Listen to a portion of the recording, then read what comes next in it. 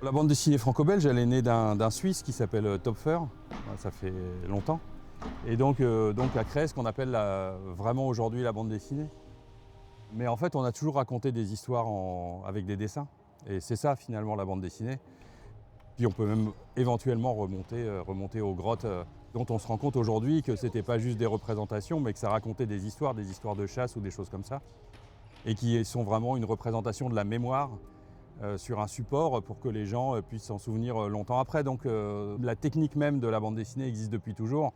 Ce qu'on appelle aujourd'hui la bande dessinée date sans doute du 19e siècle, mais c'est juste une dérivation. Et le fait de publier ça dans des livres ne crée pas la bande dessinée elle-même, parce que ce serait un peu comme dire que la chanson n'a commencé à exister qu'à partir du moment où on a inventé le disque. C'est pas vrai. C'est très antérieur à tout ça. Mais il y a bataille de spécialistes.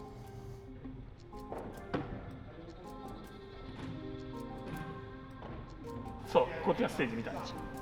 これてっきりこれがなんかステージ関係かなと思ったら、わかりました。だからもうそれ Elle s'exporte très peu, la BD franco-belge, ce qui est assez dommage, parce qu'on a cette espèce d'idée bizarre en France d'exception culturelle, comme si on était les seuls au monde à faire des trucs bien, ce qui n'est pas inintéressant, mais qui en même temps nous isole du reste. On n'a pas, comme les Japonais ou les Américains, l'idée que la bande dessinée est une vraie industrie. Et pourtant, même aux États-Unis et au Japon, les auteurs sont très importants, mais ça reste quand même une industrie. Et nous, en fait, comme ça se vend assez bien sur notre territoire, les éditeurs souvent se disent, en fait, on gagne bien nos vies comme ça, donc c'est pas la peine d'aller se faire chier plus loin. Et donc on ne promeut pas vraiment la bande dessinée à l'international. Et ça, c'est un peu dommage. Ouais. Vous pouvez prendre des photos des vitres qui sont là et ensuite vous enlevez les affichettes. La bande dessinée franco-belge ou la bande dessinée européenne au sens plus large souffre de cette non-représentation, pas à cause de son absence de qualité, mais vraiment à cause d'un mode de production, d'habitude de lecture, des problèmes souvent culturels.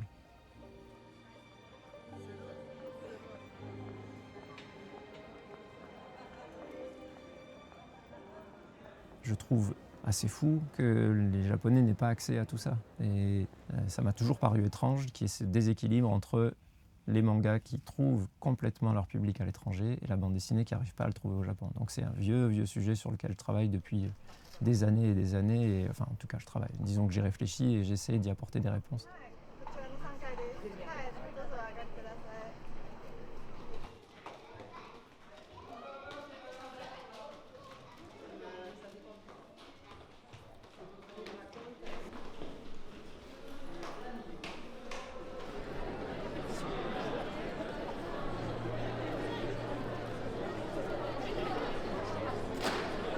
La difficulté pour éditer de la bande dessinée à l'étranger, c'est notamment de trouver des éditeurs qui la comprennent en fait.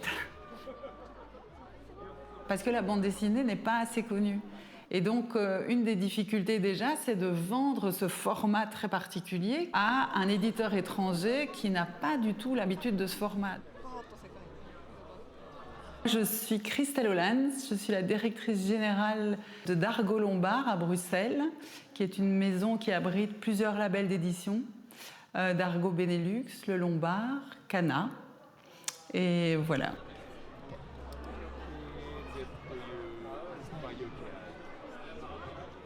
Les éditeurs japonais qui peuvent s'intéresser à la bande dessinée, souvent ne savent pas comment la vendre après. Et puis il y a cette espèce d'a priori qui est de dire il n'y a pas de demande, donc on ne fait pas d'offre. Moi je crois très sincèrement que c'est l'offre qui va créer la demande à partir du moment où les personnes sont au courant qu'un produit existe, un produit culturel existe, ils ont une chance de s'y intéresser. Ça c'est un obstacle pratique, commercial, qui fait que les éditeurs japonais n'ont pas envie d'investir. Deuxième obstacle, c'est un obstacle, oui, physique, qui est que dans la plupart des librairies japonaises, la bande dessinée, si on la laisse dans ce format-là, elle va se retrouver au rayon livres pour enfants, parce que les livres pour enfants au Japon sont cartonnés. Parce qu'en fait, ce format de la bande dessinée ne rentre même pas dans les librairies non plus. C'est un format, quand vous venez ici au Japon, vous voyez la librairie et les rayons bande dessinée, manga de la librairie. En fait, il n'y a pas de place pour un format comme le cartonné. Et de fait, personne n'ira chercher de la bande dessinée pour adultes dans la section des livres pour enfants. Donc il y a une méconnaissance des libraires japonais par rapport à la bande dessinée qui ne savent pas quoi en faire et qui ne savent pas comment la manipuler. Donc, quand vous faites vos comptes, c'est quand même assez complexe d'éditer de la bande dessinée au Japon.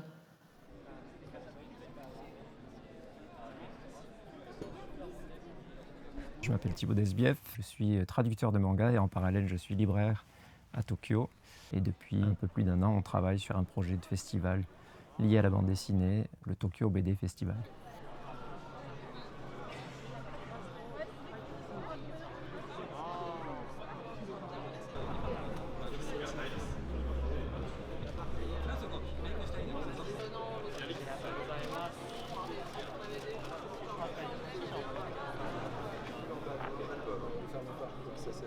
Tu en auras 2.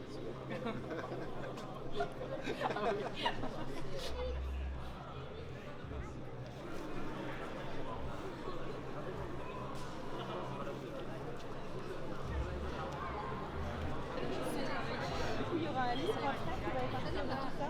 Peut-être.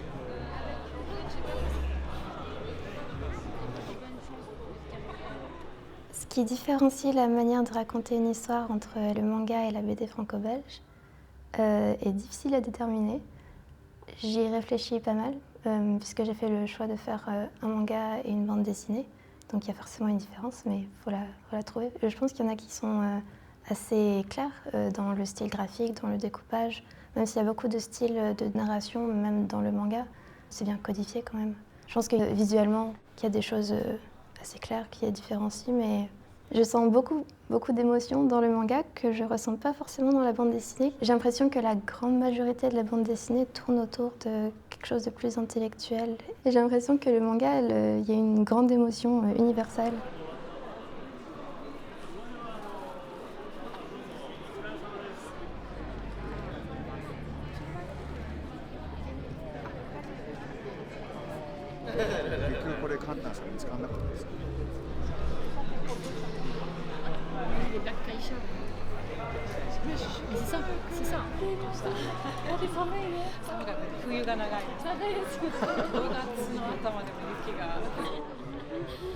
And I'm studying right now at the Korean secrecy about the scholarship. Like they never tell you the rules like outright, and you never know how. Alors, je m'appelle Camille Broutin, je suis dessinatrice et scénariste maintenant de bande dessinée.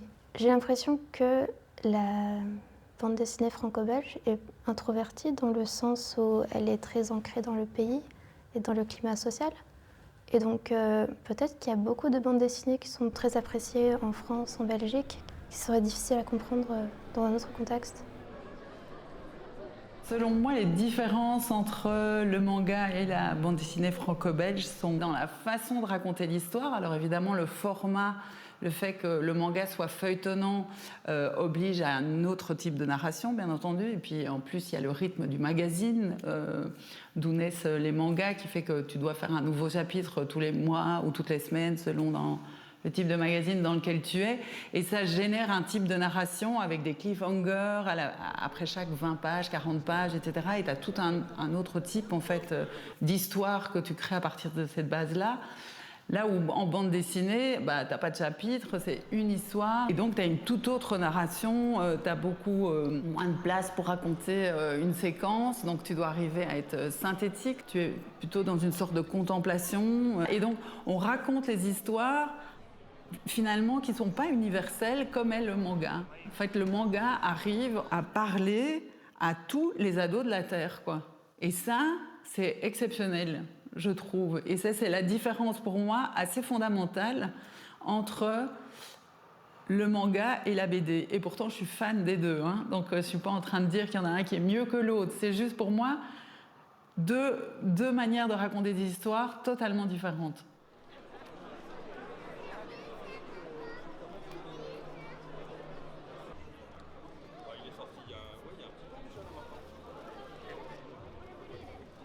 Il n'y a pas de différence de la bande dessinée et du manga, comme avec les comics américains, c'est juste une tradition.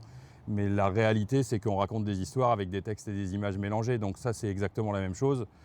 Après, l'intrusion du manga dans la bande dessinée a créé un peu la même chose que quand le rock'n'roll est arrivé et qu'on était à l'époque des yéyés et qu'arrivait le rock'n'roll en France, c'est-à-dire c'est la même chose, mais avec une autre syntaxe, je le dirais comme ça. Mais sinon, fondamentalement, c'est pas très différent. Les deux sont émouvants, les deux sont pleins d'action, etc. On dit souvent que le manga est plus proche du cinéma. Je pense que c'est pas vrai. Je pense que le manga est plus proche justement de la narration pure du dessin. Mais la différence vient sans doute de l'écriture entre les Français et les Japonais. Nous, on a une écriture symbolique. L'écriture japonaise du kanji, c'est plus du dessin. Donc la symbolique disparaît un peu.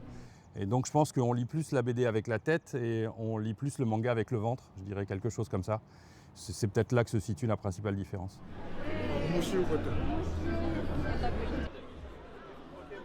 Donc je m'appelle Jean-David Morvan, je suis scénariste de bande dessinée. Quand j'étais jeune, je voulais faire de la bande dessinée, donc je dessinais moi-même. Et donc je ne me sentais pas assez bon dessinateur. J'ai demandé à mes potes dessinateurs de créer des projets avec eux, moi en tant que scénariste. Et ça a marché comme ça et je me suis vite dirigé vers le scénario et c'est pour ça qu'aujourd'hui je suis uniquement scénariste et puis dessinateur.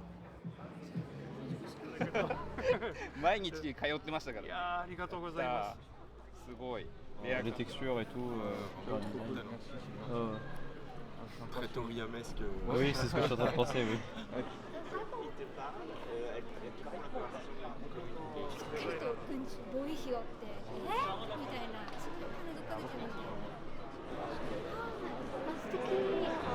Le manga, c'est d'abord un produit qui se consomme à l'origine. On voit la quantité qui en est produite, le rythme de production, le rythme très très soutenu de fabrication fait que naturellement, c'est un mode graphique qui s'associe d'abord à la consommation. Ce n'est pas considéré particulièrement comme un produit culturel au Japon par les Japonais eux-mêmes. C'est une grosse différence aussi entre BD et manga, c'est que la BD est considérée comme un art en fait chez nous.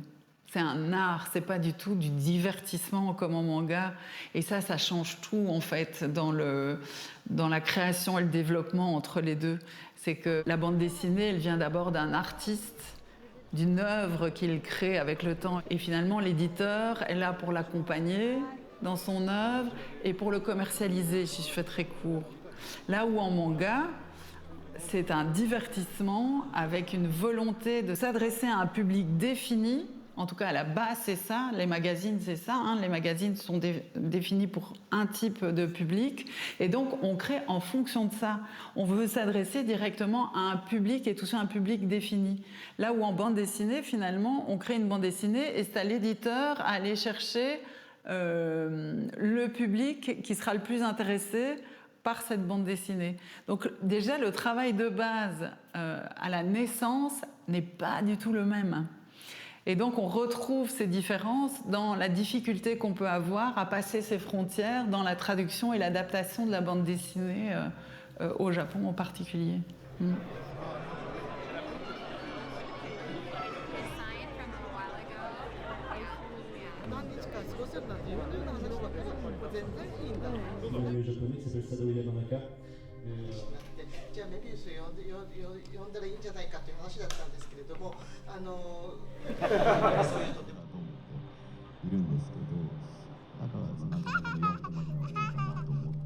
Voilà, je voulais juste remercier tout le monde pour cette chance d'être ici aujourd'hui et de pouvoir faire vivre Gadou dans un pays qui n'est pas le mien.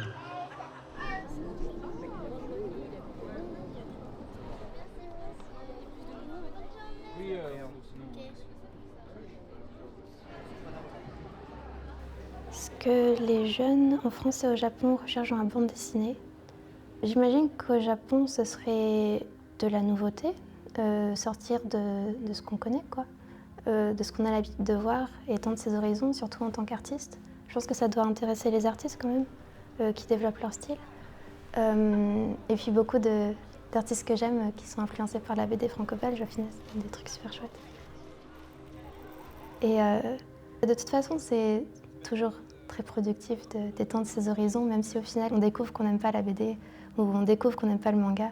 En tant que Français ou en tant que Japonais, c'est toujours très instructif aussi de savoir pourquoi on n'aime pas quelque chose et développer l'inverse dans ses propres œuvres.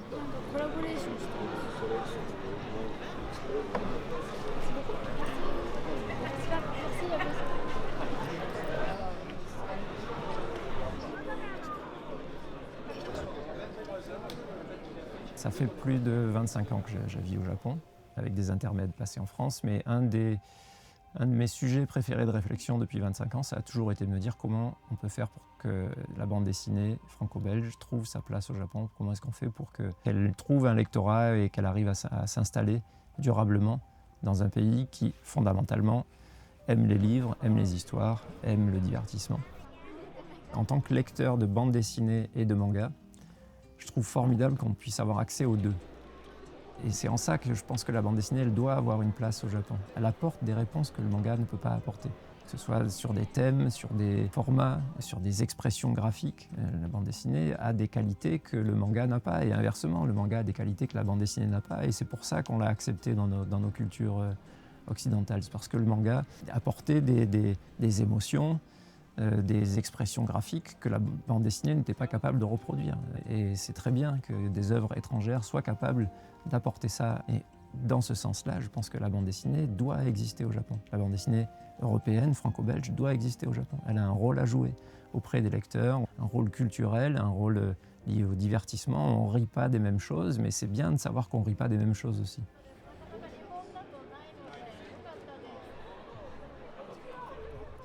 On s'est demandé jusqu'où on va, jusqu'où le public qui aime la bande dessinée peut nous suivre. Est-ce qu'on ne créerait pas une porte d'entrée vers la bande dessinée physique, un endroit où les gens vont venir se détendre, s'amuser, se dire tiens, la BD, c'est pas qu'un livre, c'est aussi un auteur qui est derrière, c'est aussi des discussions, des rencontres, des sujets. C'est un espace où on se sent bien, où on vient passer un après-midi, une journée, avec des livres autour, avec des gens qui partagent quelque chose. Et on a eu l'idée du festival il y a déjà un bon bout de temps.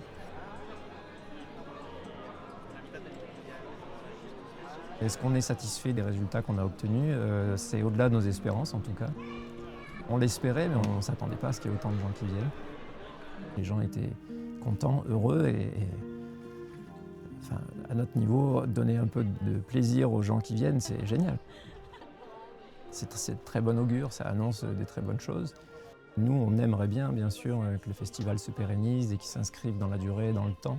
On a envie, et je pense qu'on a les moyens de pérenniser un festival qui, à terme, on l'espère, ne sera pas que le festival de Tokyo, mais qui sera un festival qui rayonnera sur l'Asie et qui permettra à la bande dessinée de rayonner au Japon, mais aussi en Corée et dans les pays alentours, et qui deviendra un rendez-vous régulier pour l'automne, pour les auteurs de bande dessinée européens. Le Tokyo BD Festival est très particulier puisque c'est un festival de bande dessinée franco-belge dans un pays où il y en a très peu qui est publié. Donc je pense que l'idée c'est de créer de la fusion entre tout ça. Mais c'est difficile de percer dans un pays qui n'est pas le sien. Ça me fait très plaisir de voir que ça commence, quoi. C'est une bonne nouvelle pour les gens qui font de la bande dessinée et qui aiment le Japon. C'est le pont qui est en train de se former, c'est le début. Moi, ce que je vois en 30 ans de métier, c'est que la distance se réduit entre les deux mondes, notamment grâce aux réseaux sociaux, aux échanges de plus en plus simples entre les maisons, la visio, etc. En fait, facilite les échanges entre artistes, éditeurs et auteurs. Donc je pense qu'on va aller vers plus de création commune. Je pense qu'il y a une sorte de langage universel qui commence à se créer et qui va faciliter, les échanges artistiques.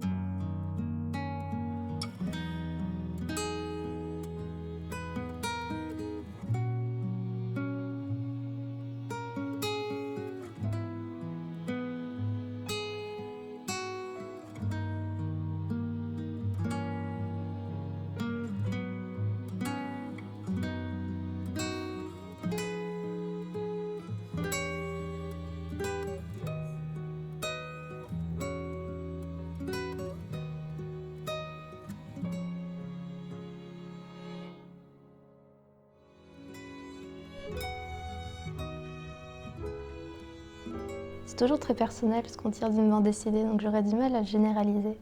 Mais j'imagine que ça n'a jamais changé, je crois que ce sera toujours pareil.